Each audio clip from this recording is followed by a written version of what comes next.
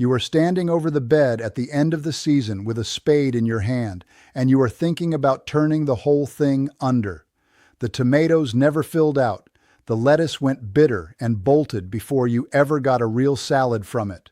What did come up came up small, and half of what you planted never came up at all. And while you are standing there, your mind does something it has probably done before, somewhere around late July, and it does it again now. It starts adding up the receipts, the seed packets, the bags of potting soil, the little plastic cell trays, the fence posts for the tomato cages, and then it sets that number next to the actual vegetables sitting in your kitchen right now, and the honest answer is that the grocery store down the road would have cost you less and given you more. That feeling is not a sign that you are bad at this. I want to say that plainly before I tell you anything else. It is a sign that you made one or two of the same 9 mistakes that nearly every person who has ever picked up a spade for the first time has made. Mistakes that have nothing to do with talent and everything to do with nobody walking the row with you before you started. My name is Elias Yoder. I am Amish. Every spring for longer than I have been alive, somebody from my grandfather's family has walked the new gardens going in around this part of the county before a single seed touches the ground. And in all those years, I have never once watched the same family make the same mistake a second spring in a row. But across all of those families, year after year, I have watched the same 9 mistakes happen again and again, made by nearly everyone in their very first year. If you have not yet subscribed, do that now before you forget, because the 9th mistake on this list is the one that ties every other mistake on it together. And once you hear it, you are going to understand exactly why a new garden tends to fail in the same handful of ways, no matter who is holding the spade. Quick word, before I show you exactly how we put this to work. A lot of the old methods my family uses never fit into a single video. That is what the book is for. A new edition is coming soon, updated and expanded, and it will be available only here on this channel. The old edition was $47. This one will be $39. If you want it, it will be there. Here is the thing nobody tells a person their first spring. None of these 9 mistakes happen because a person is careless or lazy. They happen because the modern way of starting a garden is to read the back of a seed packet or look something up, and a seed packet was printed for every gardener in the country at once. The one in Maine and the one in Georgia, the one with sand and the one with heavy clay, and it cannot know a single thing about your particular ground. A neighbor who has worked that same kind of dirt for 30 years can. Most people simply do not think to ask, because asking has gone out of fashion the same way borrowing a cup of sugar has, and that is the real reason these 9 mistakes keep repeating themselves generation after generation in nearly the same order. I am going to walk you through all 9 of them today in the order they tend to happen, starting with the very first decision you make before a single seed ever goes into the ground. The first 3 mistakes I want to walk you through all happen before a single seed goes into the soil, back when the only decision being made is where the garden goes. The first one is putting the garden somewhere inconvenient. My grandfather built this farmhouse in 1934, and when he laid out the kitchen garden, he put it close enough to the back door that my grandmother could step out in her apron between stirring a pot and pulling a weed without it costing her a special trip. A garden set behind the barn, or down past the chicken run, gets visited once a week instead of once a day, and a problem caught once a week is usually a problem caught too late. Move the garden to a spot you walk past anyway, between the kitchen door and the clothesline, say, and you will notice the things that need noticing while they are still small enough to fix in a minute instead of an afternoon. Fix the location and this mistake does not come back. It is gone for good. The second mistake sits right behind the first, and that is putting plants in a spot that does not get enough sun for what they are being asked to do. Most vegetables want 6 hours of direct sun a day at the least, and a tomato or a pepper wants closer to 8.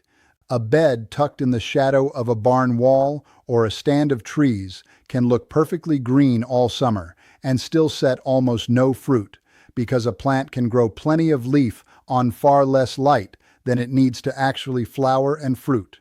You do not need anything more than your own eyes to check this.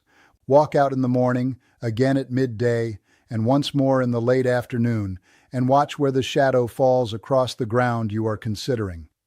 Do that before you plant, not after, because once a tomato is in the ground in the wrong spot, you have planted it in stone for the season. Fix this one before you plant, and it never troubles you again. The third mistake is putting the garden too far from where the water is. I do not run a hose off an electric pump the way most of you do, so I notice this one more than most. If fetching water means 2 trips across the yard with a yoke and a pair of buckets on the very week in July when the watering matters most and the heat makes every chore feel twice as long, that trip gets skipped, not from laziness, but because hauling water once the air sits past 95 degrees is genuinely hard on a body at the end of a long day. A skipped watering during the one true stretch of heat is often the whole difference between a living tomato vine and a dead one. I will be honest with you here because moving a garden right next to a well or a pump is not always possible. What you can do is set a rain barrel close to the bed itself, catching water off the nearest shed roof, which shortens the carry by most of the distance, even when it cannot shorten it to nothing. That is not a complete fix. It is a real one. Once the garden is sitting in a sensible spot with sun on it and water near enough to reach, the next 2 mistakes both come down to what is happening in the dirt itself, before and after the seed goes in. The fourth mistake is skipping the soil preparation, which mostly means never finding out what kind of ground you are actually working with. A root can only take up what the soil is able to offer it, and soil that is packed too hard, or thin and sandy, or badly out of balance in its acidity, will sit a plant in place for months with almost nothing to show for it, and a person with no years of gardening behind them has no way of knowing that the soil is the problem rather than their own hand. Your county extension office will test a sample of your dirt for $10 or so, and they will tell you plainly what it is short of and what it has too much of. Do this before you plant, while you can still work compost or sand or lime into the ground to fix what is wrong with it, and the fix holds for years. Wait until the plants are already struggling to find out, and you can still help that particular bed, but the season you have already lost does not come back. The fifth mistake is leaving the ground bare around your plants instead of laying down mulch. Bare dirt between rows loses its moisture to the sun within a day of watering, lets every weed seed in the ground sprout freely with nothing in its way, and lets a hard rain splash soil, along with whatever disease is living in that soil, straight up onto the lower leaves of your plants. None of this calls for anything bought from a store. Straw, dried grass clippings, or a thick layer of last fall's leaves laid 2 or 3 inches deep will do the same work as anything in a bag. And most of you already have one of those 3 sitting somewhere on your own property right now. I will say plainly that mulch does not solve everything by itself. It buys you time between waterings, and it keeps disease off your lower leaves, but it is not a reason to stop watering altogether. It is help, not a replacement for your attention.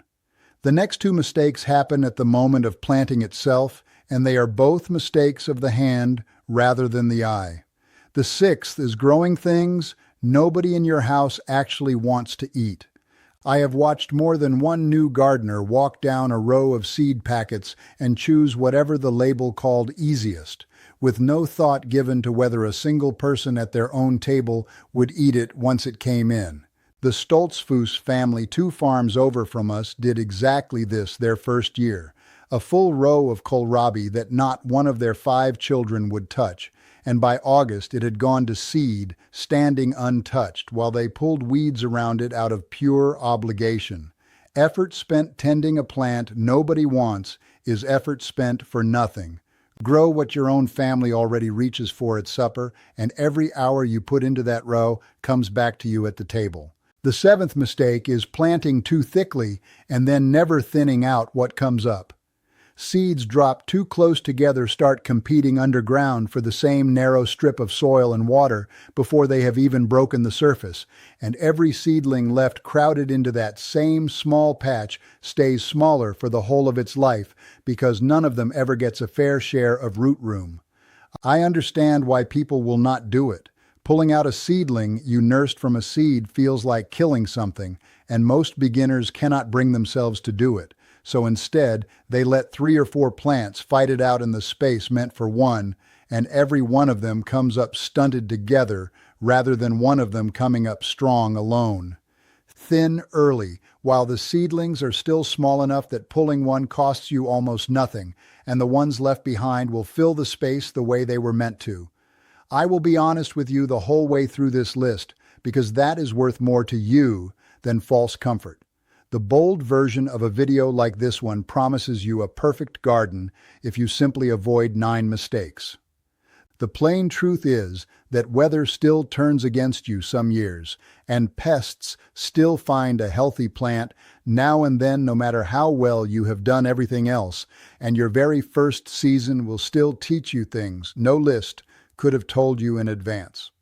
What avoiding these 9 mistakes actually does is clear away every failure that was your own doing, the kind that has nothing to do with luck, so that whatever trouble is left standing in your garden by August is trouble that even my grandfather, with all his years, could not have kept off it either. That is what is honestly possible, and for a garden in its first or second year, that is enough. The 8th mistake, and the one I find hardest to undo once it has happened, is planting at the wrong time of year. Every plant is built to do its main work, putting out leaf, setting root, flowering, filling out fruit, within a fairly narrow stretch of day length and soil warmth, and a tomato seed dropped into cold ground will more often rot in place than grow. The same way a head of lettuce planted into the heat of high summer will bolt straight to seed before it ever fills out a head worth eating. Anyone who has farmed a particular piece of ground for a few years starts to feel this in the soil itself, a warmth you can sense with the back of your wrist pressed flat against the dirt, well before a calendar would tell you spring has truly arrived. I want to be honest about this one in particular. Unlike soil that is missing something or a row planted too thick, timing cannot be patched once it has gone wrong. A tomato planted 3 weeks too early does not catch up later in the season. This is the one mistake on the whole list where getting it right the first time is the only fix there is. Which brings me to the 9th mistake, the one I promised you at the start of this video, the one that quietly sits underneath every single mistake I have already walked you through. The 9th mistake is not asking anyone. Of the 8 mistakes I have just described, a single conversation with somebody who already knows your particular ground, your particular sun, your particular soil, would have caught most of them before you ever spent $1 on a seed packet. A seed packet cannot tell you that the back corner of your yard gets shaded out by your neighbor's maple every afternoon in June. A seed packet cannot tell you that your soil runs sandy 3 feet to the left of where you happen to be standing. A person who has worked that ground, or ground like it, for years can tell you both of those things in under a minute for free, simply by walking the row with you. Here is why almost nobody does this anymore, and I say this plainly, not to make anyone angry, but so you can see the shape of it clearly. The garden center wants to sell the same rack of $3 seed packets to every customer who walks through the door in April, whether that customer's soil is ready in April or not ready until the 3rd week of May, because their business is moving stock off a shelf before the season passes, not standing in your particular yard explaining why you personally should wait. There is no money in a neighbor walking your garden row with you and telling you for nothing what you are about to do wrong. So nobody runs a commercial for that, and a great many people go their whole gardening lives thinking the only kind of help available to them comes printed on the back of a packet or typed into a search box. It does not. It never has. My grandfather walked rows like this for free every single spring of his working life, not because anyone paid him to, but because that is simply what a neighbor does for another neighbor starting something new. I do the same now most springs, for whichever family in this part of the county happens to be putting in their first garden that year. You may not have an Amish farmer down the road from you, and that is all right. You very likely have someone close by who has gardened that same kind of ground for 20 years or more, and most of them, in my experience, are glad to be asked, far gladder than people expect. The asking itself is the 9th mistake corrected, and it is the one mistake on this whole list that, once you fix it, tends to quietly prevent most of the other 8 from happening to you again next year. Tell me in the comments which one of these 9 mistakes you are standing in the middle of right now, and tell me what state you are gardening in and what your soil is like, sand or clay or good loam, because the advice that fixes a Pennsylvania clay bed is not always the advice that fixes a Georgia sand bed, and I read every comment that comes in. Next time, I want to show you 2 tomato plants growing not 10 feet apart from each other. Same seed, same day, same ground underneath them both, and why one of them stood nearly twice as tall as the other by the end of July. The answer has almost nothing to do with luck, and it will cost you next to nothing to find out. Subscribe so you do not miss it. Stay humble, stay teachable. And remember, the people who built this country with their hands knew things we are only just beginning to remember.